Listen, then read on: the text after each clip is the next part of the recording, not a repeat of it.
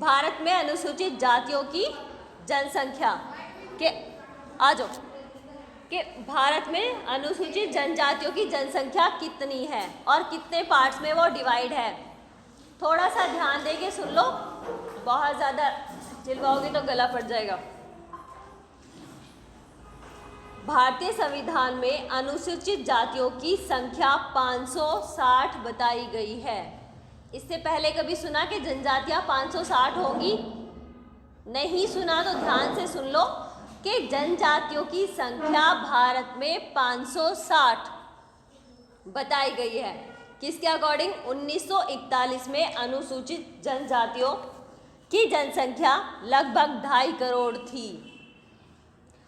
1951 में इनकी जनसंख्या लगभग 1 करोड़ 51 लाख रह गई, मतलब घटी।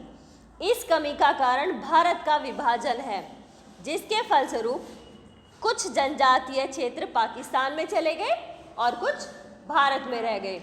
1961 में जनजातियों की जनसंख्या 2 करोड़ 99 लाख थी, जो 1971 में 4.11 करोड़ हो गई, 1 करोड़ हो गई। 1981 की जनगणना के अनुसार भारत में जनजातियों की जनसंख्या 5.16 करोड़ थी, जबकि 1991 में यह बढ़कर 6.78 करोड़ हो गई। आप सबको पता है कि 10 साल बाद जनगणना होती है, तो अभी फिर 2001 में 8.43 करोड़ तथा 2011 में 10.4 करोड़ इनकी जनसंख्या हो गई। अब जनगणना कब होगी? 2021। ठीक है, जैसे 10-10 साल का अंतराल चलते आ रहा है, उसी तरह से अब पहले 2011 के अकॉर्डिंग, अब तक हम उसका उदाहरण देते हैं कि 2011 के सेंसस के अकॉर्डिंग, अब आएगी 2021 सेंसस के अकॉर्डिंग, तो 2021 में जनगणना होगी। अब क्या आता है, इनका क्षेत्र डिवाइड किया गया कि कौन कौन से क्षेत्र में इनकी अधिकता है। तो जनसंख्या की दृष्टि से भारत में विभिन्न प्रांतों में असमानता पाई जाती है। भारत तो बहुत बड़ा है, आप एक गांव से दूसरे गांव में भी कुछ ना कुछ असमानताएं मिल जाती हैं। अभी के समय में मध्य प्रदेश में इनकी जनसंख्या सभी प्रांतों से अधिक है। सॉरी। उसके बाद महाराष्ट्र, ओडिशा, सबसे ज़्यादा किसमें? मध्य प्रदेश। उसके बाद नंबर आता है महाराष्ट्र, ओडिशा, राजस्थान, गुजरात, झारखंड, आंध्र प्रदेश, पश्चिम बंगाल, कर्नाटक तथा असम राज्य आते हैं। उत्तर प्रदेश, केरल और तमिलनाडु में इनकी संख्या कम है।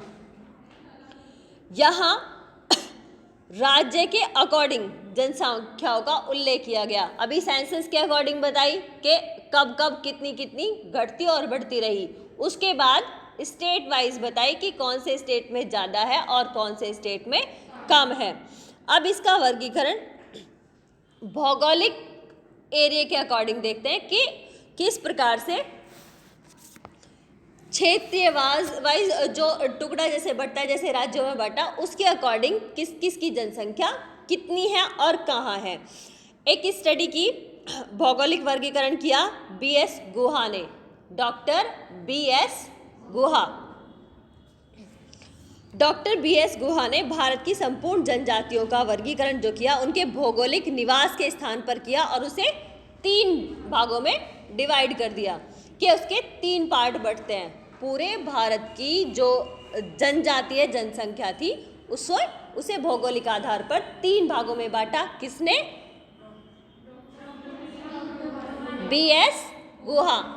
अगर नाम लोगे तो रिपीट होगा तो आपके याद होगा। ठीक है, बीएस गुहा। पहला सेक्शन है उत्तर तथा उत्तरी पूर्वी क्षेत्र। इसे केवल समझ लो, लिखने जैसा इसमें कुछ नहीं है। सिर्फ कुछ चीज़ें याद रहेंगी तुम्हारा कि भौगोलिक आधार पर किसने इसे डिवाइड किया, तो किसका नाम आएगा? बीएस गुहा, राइट।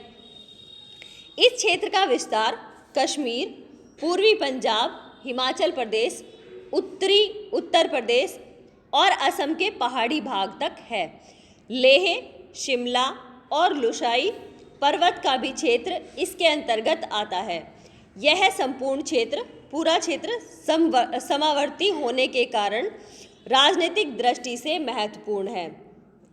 इस क्षेत्र की प्रमुख जनजातियों में, मतलब इस वाले क्षेत्र में कौन कौन सी जनजातियां निवास करती हैं, तो वो है भोटिया, बहुत प्रमुख जनजाति है, थारू, लेपचा, नागा, गारो, खासी, डाफला, कुक्की, अबोट, मिकिर, लुशई, गुज्जर, चमका, गुरंग आदि।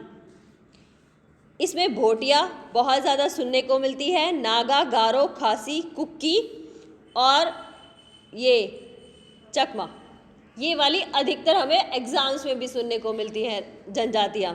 तुमने पहली बार नाम सुने होंगे, लेकिन ये भी जनजाति, जैसे गाँव के नाम नहीं होते, गाँव के नाम अजीब अजीब से रहते हैं कि अगर मैं सभी से सुनने को पूछने लगूँ सभी के नाम, तो सभी के गांव के नाम अलग अलग निकल कर आएंगे, वो भी अपने आसपास के ही क्षेत्र के। लेकिन क्योंकि एक जनजातियां हैं तो इनके नाम तो और भी थोड़े अलग होंगे, हमसे और डिफरेंट होंगे, उनकी लैंग्वेज सेंस अलग होगी, उनका रहन सहन अलग होगा, उनका खान पान अलग होगा। अब आता है बीएस गुहा के अकॉर्डिंग दूसरा पार्ट। पहला था उत्तर तथा उत्तरी पूर्वी क्षेत्र, दूसरा है मध्यवर्ती क्षेत्र। इन पॉइंट्स को आप नोट कर सकते हो ए बैस ए करके। अब ये कहाँ कहाँ मिलती है? ये गंगा के मैदान से लेकर दक्षिण में कृष्णा नदी तक, गंगा के मैदान से लेकर दक्षिण में कृष्णा नदी तक। इसमें विंध्याचल व सतपुड़ा के पहाड़ों की पट्टी भी सम्मिलित है। इसमें बंगाल, बिहार, दक्षिणी उत्तर प्रदेश, दक्षिणी राजस्थान, मध्य प्रदेश, ओडिशा और महाराष्ट्र के उत्तरी भाग में निवास करने वाली जनजातियां भी आती हैं। ये वाली जनजातियां अधिकतर पहाड़ी इलाकों में मिलेंगी, जैसे मंदिर वगैरह का भी वहाँ पर निर्माण होता है, तो यही वाली जनजातियाँ जो है वो वहाँ पर लेबर का भी काम करते हैं। वो कितनी बार पहाड़ियों पर चढ़ जाते हैं इसका अंदाज़ा हम लगा भी नहीं सकते। हम उस पहाड़ी पर चढ़ने में एक बार में ही थक जाएंगे, लेकिन वो लोग कई कई चक्कर लगाते हैं, वो भी सर पे वेट को लेके, क्योंकि इतने अच्छे रास्ते वहाँ पर नहीं बने होते हैं कि गाड़ियाँ सीधे ऊपर तक चली जाएं। इस क्षेत्र की प्रमुख जनजातियां संथाल, बहुत फेमस जनजाति है, संथाल, मुंडा, ओराव, हो, खारिया, बिरहोर, गोंड, बैगा, भील, कोली, मीणा, ये सारी की सारी एग्जाम्स में देखने को मिल जाती है कि ये कौन से क्षेत्र की हैं। यह क्षेत्र जनसंख्या एवं क्षेत्रफल की दृष्टि से अन्य क्षेत्रों से बड़ा है। संथाल, भील और गोंड इस क्षेत्र की महत्वपूर्ण जनजातियां हैं, और सारी कम महत्वपूर्ण हैं, लेकिन संथाल, भील और गोंड ये महत्वपूर्ण जनजातियां हैं।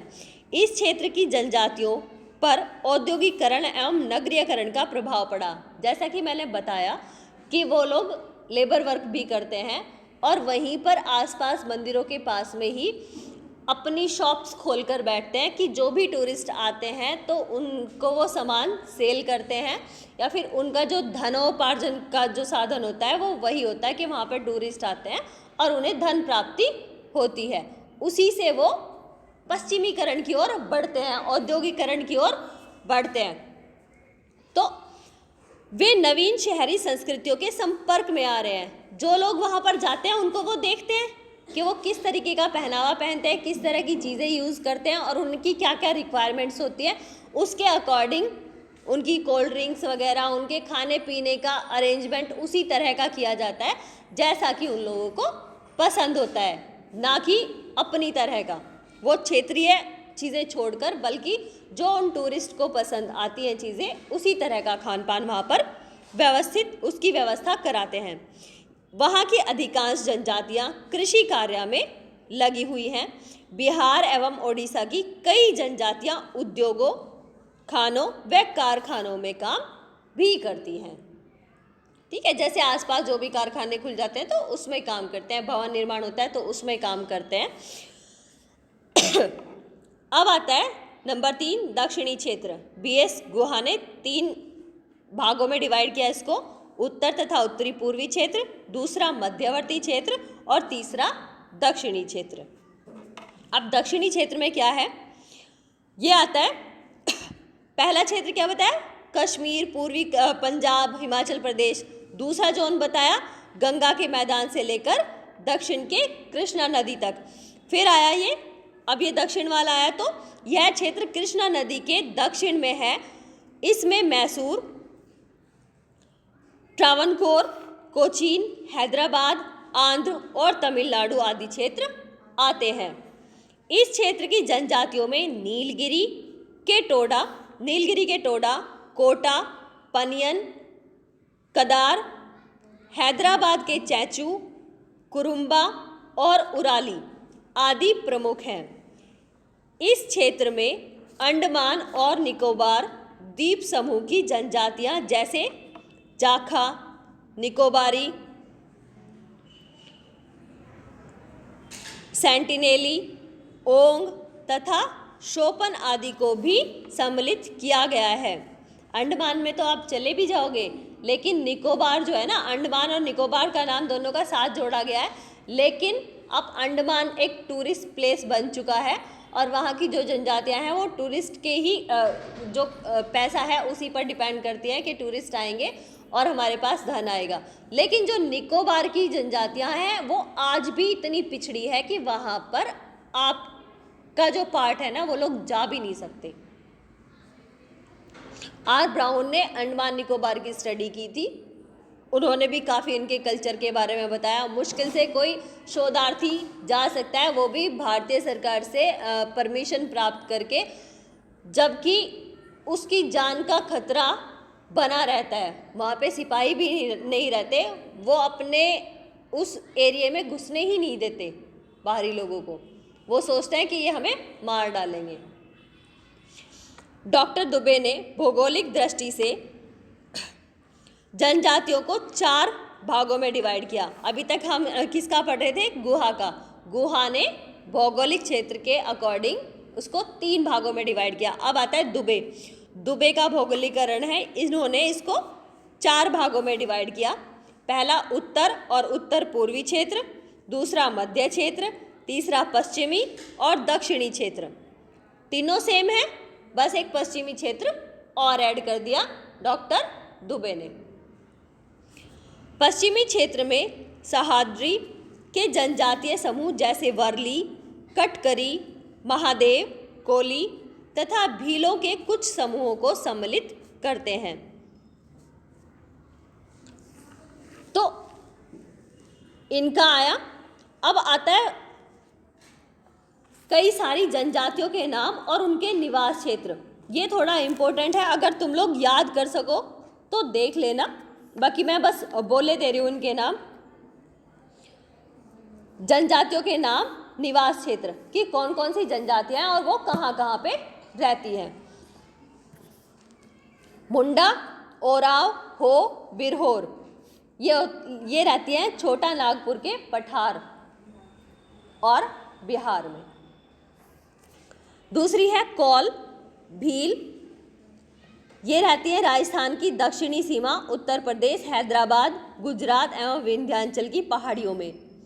ये मत सोचना कि मतलब ये कहाँ से आ गई, जो आपके समाजशास्त्री रहे हैं उन लोगों ने इनकी स्टडी की है, स्टडी करके तब ये चीज़ बताई गई है। और जब भारत की जनगणना होती है तब ये पता चलता है कि कितनी जनजातियाँ रहती हैं और उनकी जनजातियों के क्या क्या नाम होते हैं, वहाँ से डेटा कलेक्ट होके आता है। जैसे ये सेंसस 2011 के अकॉर्डिंग है, उसके अकॉर्डिंग ये यहाँ पर लिखा गया है कि ये जनजातियाँ कौन कौन सी जगहों पर रहती हैं। ये मैं भी मानती हूँ थोड़ा याद करना मुश्किल रहेगा, लेकिन अगर इस चार्ट को 3-4 बार आप देख लोगे तो कुछ जनजातियों की कनेक्टिविटी आपके माइंड में बैठ जाएगी। या फिर ऐसे करो कि जो ग्रुप है उसमें से एक एक का रोज डाल देते हैं कि एक जनजाति को एक बारी में डाल देंगे कि ये जनजाति कहाँ पे रहती है, तो उसका जवाब जब आएगा कई सारा रिपीट होगा कई बार, तो आपको याद हो जाएगा। जैसे कि अगस्त कॉम्ट याद हो गया, वो उसका पहले भौतिकी था, सामाजिक भौतिकी था समाजशास्त्र का नाम, तो ये सारी चीज़ें भी तो याद हुई। तो इसी तरह से हम अगर छोटे छोटे पार्ट्स में इसको डिवाइड करके याद करेंगे तो ये भी याद हो जाएंगी और आगे जाके तुम्हें एग्जाम में कंफ्यूज नहीं करेंगी। कौल और भील आ गया। उत्तर प्रदेश, हैदराबाद, राजस्थान में ये विंध्याचल की पहाड़ियों में रहते हैं। खस रहती है, मैं इसलिए थोड़ा जल्दी जल्दी पढ़ देती हूँ इसको, तुम्हें देखना होगा, मैं वीडियो डालूंगी उस पर देख लेना। खस है उत्तराखंड के उत्तरी पश्चिमी पर्वत क्षेत्र में। नंबर 4 है भोटिया, गढ़वाल व कुमाऊं जिला में। गारो असम के कामरूप, गोलपांडा बंगाल का मैनसिंह जिला। संथाल बिहार के संथाल तथा रांची परगनों में, परगना वहाँ का क्षेत्र ही कहलाता है। पश्चिम बंगाल के वीरभूम व ओडिशा के कटक में। मुरिया माडिया बस्तर प्रदेश में। गोंड राजस्थान विंध्याचल की पर्वत श्रेणी में। खासी असम की जनजातियां हैं, खासी पहाड़ियों में रहती हैं। ये शिलोंग में भी है, जैसे असम उधर ही है तो शिलोंग में भी हैं ये जनजातियां, खासी और गोंड। उराव, इनमें पता है उल्टा सिस्टम चलता है। जैसे हमारे यहाँ पर तो लड़कियां शादी करके ससुराल में जाती हैं, लेकिन इन जनजातियों में लड़के शादी करके ससुराल जाते हैं। हाँ, उल्टा होता है। जो उनके परिवार की सबसे छोटी बेटी होती है ना, उसके नाम पर जमीन जायदाद उसके नाम पर होती है, और किसी बेटी के भी नहीं होती और किसी बेटे के भी नहीं होती। बेटे तो शादी करके दूसरे के घर चले जाते हैं। तो ये देखो वहाँ पे लड़कियों की स्थिति कितनी मजबूत है। वहाँ पे कितनी ही लड़कियाँ हो जाओ कोई प्रॉब्लम नहीं है, ना कोई भ्रूण हत्या है और ना ही किसी तरह का शोषण है। वहाँ के एरिया के बारे में और भी अच्छे से मैं इसलिए बता सकती हूँ क्योंकि मैं वहाँ पर रह कर आई हूँ। बिल्कुल फ्री माइंड लड़कियाँ घूमती हैं, कोई भी कहीं भी घूमो कोई दिक्कत नहीं, किसी भी तरह का वो पहनावा पहने उससे भी कोई प्रॉब्लम नहीं है। अपना काम खुद करती हैं, प्लस जो सहयोग देना होता है वो लड़कों को वो देते हैं, अदरवाइज फ्री है वो। उराव बिहार के सोन नदी के पास पहाड़ी क्षेत्र में। थारू उत्तराखंड के नैनीताल जिले में। कुक्की असम के लुसाई प्रदेश में। चेचू हैदराबाद के जंगलों में। कोरवा मध्य प्रदेश के होशंगाबाद तथा निमाड़ जिलों में। बैगा मध्य प्रदेश के दक्षिणी भाग में। गरासिया लोहार राजस्थान के डूंगरपुर, बांसवाड़ा, चित्तौड़गढ़ क्षेत्र में। जुआंग ओडिशा की क्योंझर, झेकनाल रियासतों में। नागालैंड में। पता है जनजातियों का जीवन बहुत हद तक सरल होता है और बहुत हद तक कठिन भी होता है। कई जनजातियां ऐसी हैं, जैसे यहाँ पे दहेज सिस्टम लड़कों के लिए है ना, कि लड़कों को दहेज मिलेगा जब भी वो शादी करेंगे, ऐसा सिस्टम है। बस वो ये बता रखा है कि हाँ दहेज जा रहा है, ये नहीं बोलते कोई भी कि हाँ वो लड़के को बेच रहे हैं। है तो एक तरह से वो बेचना ही। फाइनली उसका मूल्य लगाया जाता है कि लड़की के पेरेंट्स इतना पैसे देंगे, उस पैसे में वो लड़का बिक गया। जब तुमने पैसा दे दिया लड़का गया, फिर किस तरह से आप कहते हो कि हमारा लड़का। ऊपर से लड़की अपने ससुराल में एक तरह से नौकर का ही काम करती है। क्यों भाई? अगर इस तरह की कंडीशन है तो फिर तो वही राजा होनी चाहिए कुल मिला के। लेकिन जैसी सामाजिकता है, जैसी सोसाइटी है, उसके अकॉर्डिंग आपको ढाला जाता है कि आप इतना सब देने के बाद भी उनके घर में एक बर्तन मांजने वाले से ज़्यादा की हैसियत नहीं होती।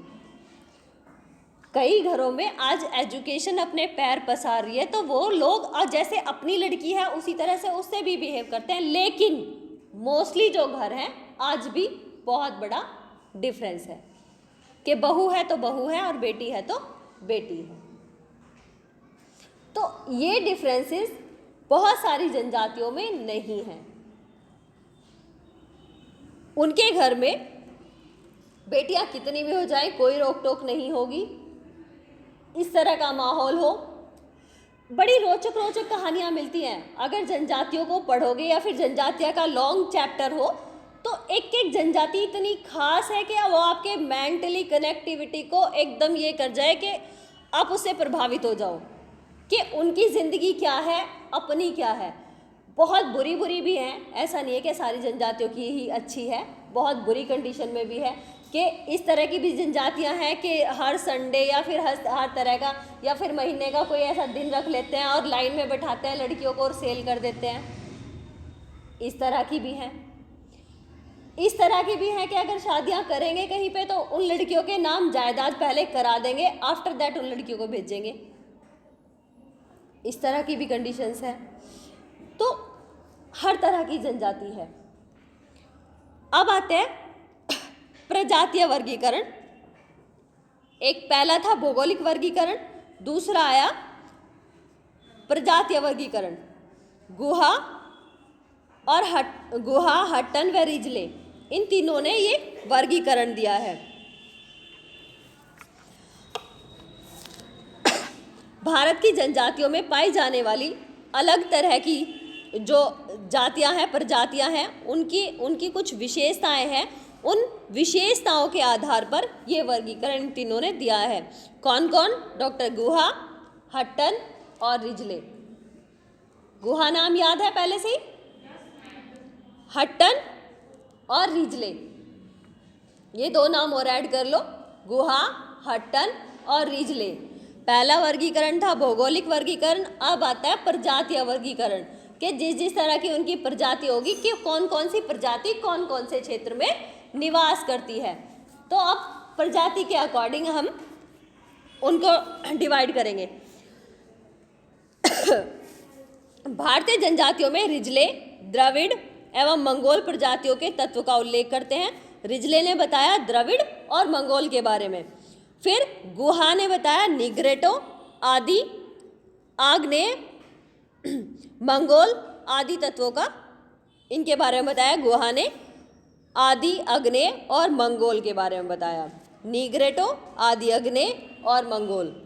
अब आता है मजूमदार।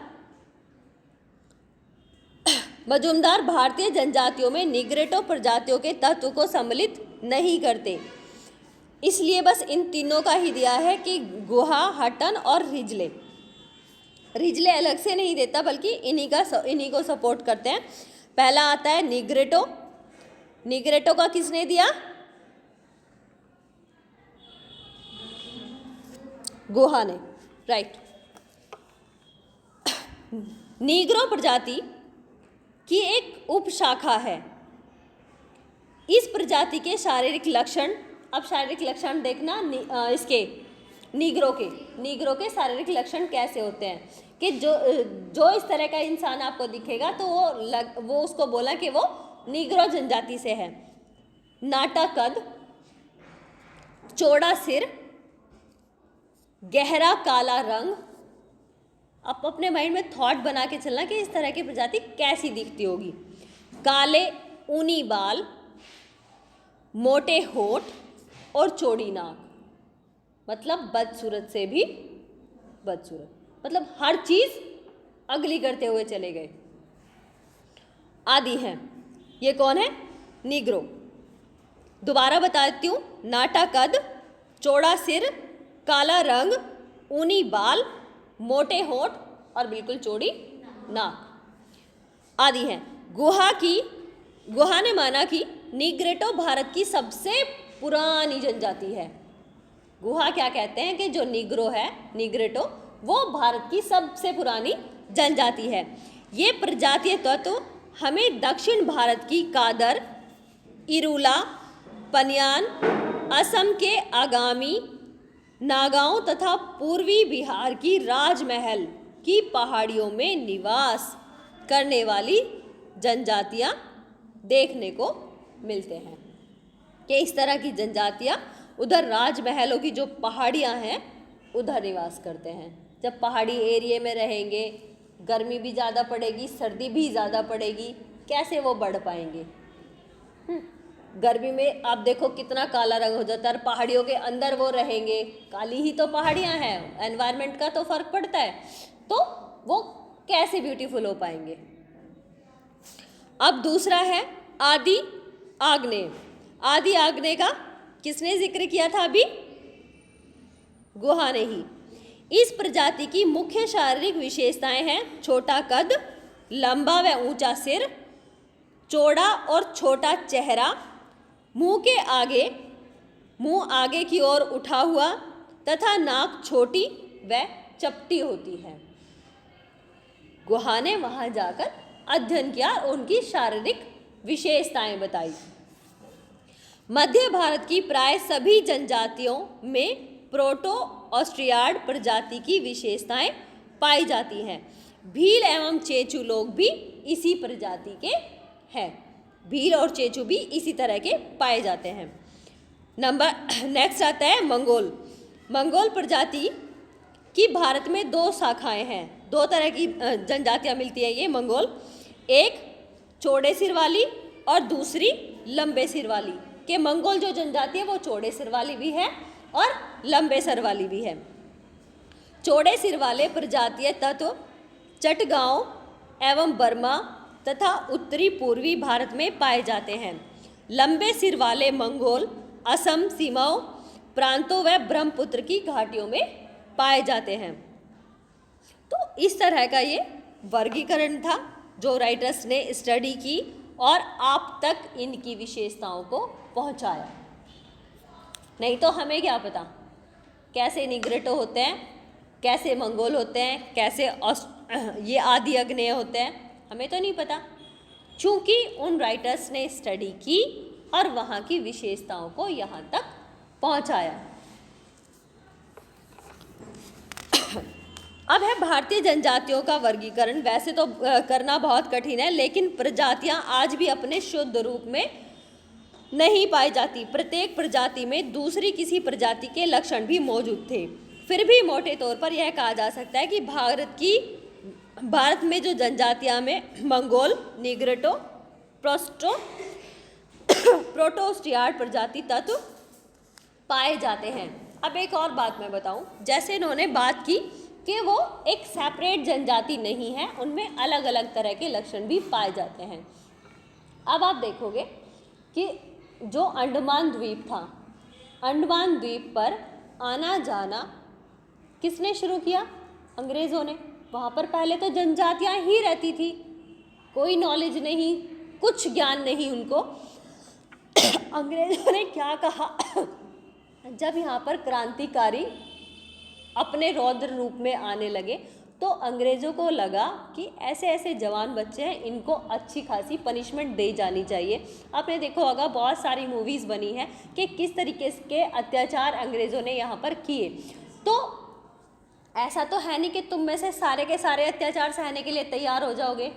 एक आधा तो ऐसा होगा कि हाँ इसकी पूंछ में आग लगा के भगा दो, तो या फिर पलटवार कर दो, या फिर अपने माइंड में कोई टेक्निक बनाओ कि इनको निकालो, कि हम इनको निकाल लेंगे तभी कुछ बनेगा, या फिर हम हिम्मत करेंगे तभी कुछ होगा।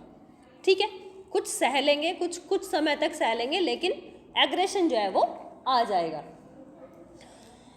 सहने वालों में, शांति से प्रोटेस्ट करने वालों में गांधी जी का नाम आता है, लेकिन जो यही अहिंसावादी थे, लेकिन जो हिंसक प्रवृत्ति थे उनमें बहुत सारे जो जवान बच्चे थे उनके तबके का नाम आता है। जैसे भगत सिंह हुए, राजगुरु हुए और उनकी टोलियां हुई, वीर सावरकर हुए। कई बार उन्हें अपनी चालाकियों की वजह से थोड़ा निकलना पड़ता था कि अगर मैं इसको ये बोल दूंगा अभी कि हाँ ठीक है मैंने तेरी बात मान ली, तो मरने से बच जाऊंगा, मरने से बचूंगा तभी तो अपने देश के काम आऊँगा। लेकिन अगर मैं अपनी बात पे अड़ा रहूँगा तो ये अभी मार देंगे, मेरा सब कुछ खत्म हो गया। तो कई बार इस तरह की चीज़ें भी आई। वीर सावरकर की मैं बात बता रही हूँ कि उन्होंने अपनी चालाकी से अंग्रेज़ों से माफ़ी मांगी कि ताकि मैं अपने देश के लिए लड़ सकूँ, मैं अपनी नीति पर कायम रह सकूँ, कि मैं एक बार माफ़ी मांग लूँगा तो मैं बच तो जाऊँगा, मैं अपने देश के लिए काम तो आऊँगा, लेकिन अगर मैं अभी नहीं झुका तो मैं अभी मार दिया जाऊँगा। मार देने के बाद मेरा बलिदान तो हुआ, लेकिन जो काम था वो तो अधूरा रहा। तो इस चक्कर में जो जवान वो बच्चे थे उन्हें वहाँ पर कैद करने के लिए एक जेल का निर्माण किया गया, जिसे आज भी काला पानी के नाम से जाना जाता है। अंडमान में एक जेल है, उसे काला पानी के नाम से जाना जाता है। और उस जेल का निर्माण, पहले छोटी जेल वहाँ पर बनाई गई, लेकिन फिर वहाँ पर, और जब सारे क्रांतिकारी बहुत सारे बढ़ गए तो उन्हें ज़्यादा लोगों को वहाँ रखने के लिए बहुत छोटी छोटी कोठड़ियाँ हैं, बस वो विंडो लगती है, बस उतनी ही, सांस लेने के लिए भी वहाँ पर जगह नहीं है, इतनी बुरी बुरी कोठरियाँ बनी हुई है। आज वो सेल्युलर जेल के नाम से फेमस है और आज वो पर्यटक स्थल है, वहाँ पर लोग घूमने के लिए जाते हैं। तो पता है, जब हम घूमने जाते हैं तो हमें नहीं लगता कि हाँ इस तरह की यातनाएं होगी, लेकिन वहाँ पर एक शो चलाया जाता है, उस शो में दिखाया जाता है कि किस प्रकार से वहाँ पर जो जवान बच्चे थे, यहाँ के क्रांतिकारी थे, उनको किस तरह से वहाँ पर बंद कर दिया जाता था और यातनाएं दी जाती थी। जो बैलगाड़ी की जगह अंग्रेजों को एक जगह से दूसरी जगह ले जाने के लिए बैलगाड़ी में उन्हें बांधा जाता था, अगर नहीं चल पाते थे या फिर कोल्हू तेल निकालने के उनमें उन्हें चलाया जाता था। उनका काम डिवाइड किया जाता था कि एक दिन में इतना तेल आपको निकालना है, अगर नहीं निकाल पाते थे तो उन्हें और पीटा जाता था, खाना भी नहीं दिया जाता था, आप मरे तो मरे लेकिन और भी मारा जाता था। इस तरह की यातनाएं उन्हें दी जाती थी। वहाँ पर जेल में इस कदर बंद रखा जाता था। और जेल वहाँ पर क्यों बनाई? क्योंकि वो एरिया चारों तरफ से पानी से घिरा हुआ है, हर तरफ समुंदर ही समुंदर है और बीच में वो जेल है। अगर कोई बंदा वहाँ से भागने की भी सोचे तो इतना कोसों हजारों मील का समुंदर कैसे पार करेगा? वो तो मरना ही मरना है। तो इसीलिए वहाँ से कोई भाग भी नहीं पाता था। ठीक है, इस तरह की यातनाएं वहाँ पर दी जाती थी। अगर किसी को देखना है, ज़्यादा कुछ तो नहीं, वीडियो वैसे भी